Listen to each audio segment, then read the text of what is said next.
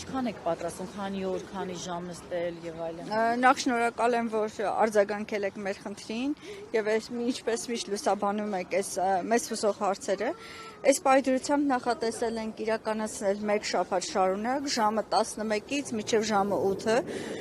Նստացույցը սկսում եմ ինքս մենակ եւ խնդրում եմ կոչ եմ անում այն մայրիկներին, ովքեր անտարբեր չեն Դավիթ Մինասյանի կյանքով, միանալ, գալ, նստել, աջակցել, մի քանի րոպեն անգամ մեզ համար մեծ նշանակություն կլինի։ Ինչ եք պահանջում գլխավոր դատախազից նստացույցով։ Գլխավոր դատախազին օրեր առաջ ուղարկվել է։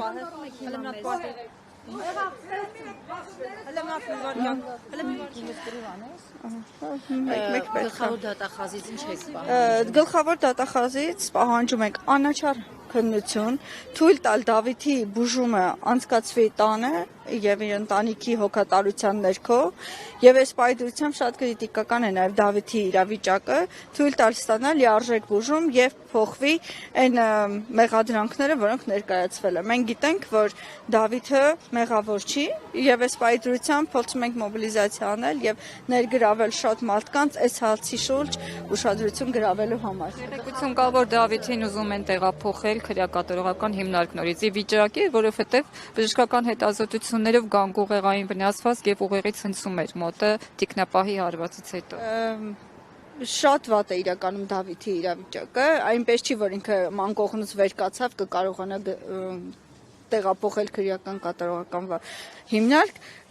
մեր նպատակը նաև դա է խոչընդոտել, որպեսզի Դավիթը ստանա լիարժեք բուժում հիվանդանոցում մինչև այն պահը, որ ի վիճակի կլինի ենթարկվել դատախազության հրամանին։ Սաիդա, գլխավոր դատախազը դատախազությունը անցած շաբաթ մերժեցին ազատ արձակել։ Այդ դեպքում այստեղ նստացույցի ինչքանով կփորձի փոխել նրանց տեսակետը։ Իրականում շատ լիահույս եմ, որ հնարավորություն կունենանք ազդել իրավիճակի վրա, այստեղ միայն նպատակային է, որ շատ մարդիկ ներգրավեն, երբ որ դու մի խնդրի շուրջ կարողանում ես շատ մարդկանց մոբիլիզացնել եւ խնդիրը բարձրաձայնել, հնարավորությունը մեծանում է, ընտանիքը զգա, որ ինքը մենակ չի, Դավիթը երբեմն հարցնում է, իսկ ինձ հիշում են իմ մասին մարդիկ հոգ են տանում, այսինքն ես ուզում եմ այս մեսիջը հասնի հիվանդանոց, հասնի Դավիթին, հասնի ընտանիքին, որ իրենք զգան մենակ չեն եւ ես միշտ այն սկզբունքով եմ առաջնորդվում, այսօր Դավիթն է, վաղը մենք մեր յուրաքանչյուր երեխա կարող է հայտնվել իրավիճակում եւ մենք էլ ապահովագրված չենք, այնպես որ հիմնական նպատակը նա է ստանալ անհրաժեշտ բուժումը հիվանդանոցում եւ փաստաբանները ավելի մանրամասն կներկայացնեն ինչ վիճակ է ընթացքում։ Դուք կադրերը տեսել եք։ Այո։ Դե գիտեք իրավապահները ինչ են ասում, նաև վարչապետն է նկատում, որ իր անվտանգությունը պետք է հսկվել է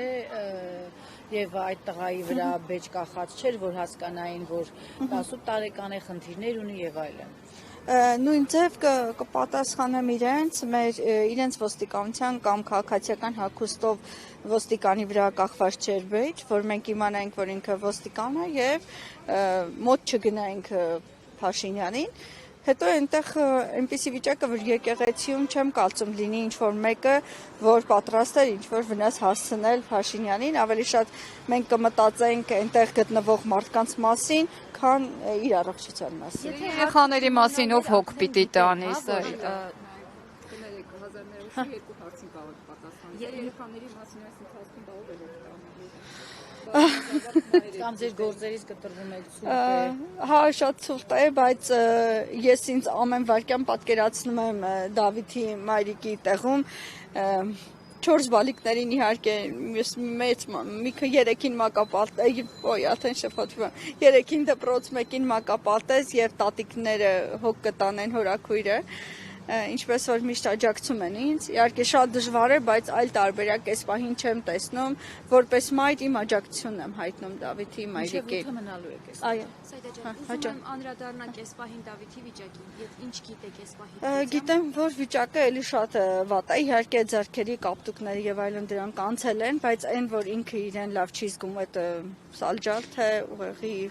ցնցում է ստացել,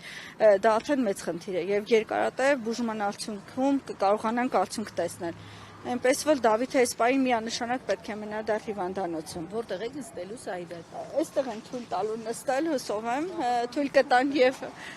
աթոռ տեղադրել եւ եթե դեմ չեն լինի մեկ ցուցանակ գոնե Դավիթից, որպեսզի մարդկանց ուշադրությունը գրավեն։ Հա, շնորհակալ եմ շատ։ Շաբաթվա մասով էլի հարցը ինչ որ հատուկ բան կա, որ հենց Մեկ շաբաթ մինչև 17-ը դուք գիտեք նախատեսվում է, դրա համար մենք այստեղ ենք լինելու մեկ շաբաթ շարունակ, իսկ ընթացքում ընթացքը ցույց կտա։ Եթե ինչ որ իրավիճակ փոխվի, որ մեզ գոհացնի, մեկ շաբաթ չենք նստի։ Եթե չգոհացնի, ապա միանշանակ մեկ շաբաթ։ ասում են, որ Փաշինյանն ասաց, որ չգիտեին, հա, որ երեխա չգիտեին, որ առողջական խնդիրներ ունի, հիմա արդեն գիտեն այդ ամենը, ինչ են շարունակում իրեն քրեակատարողական հիմնարկներով որոշում բայց։ Այնքան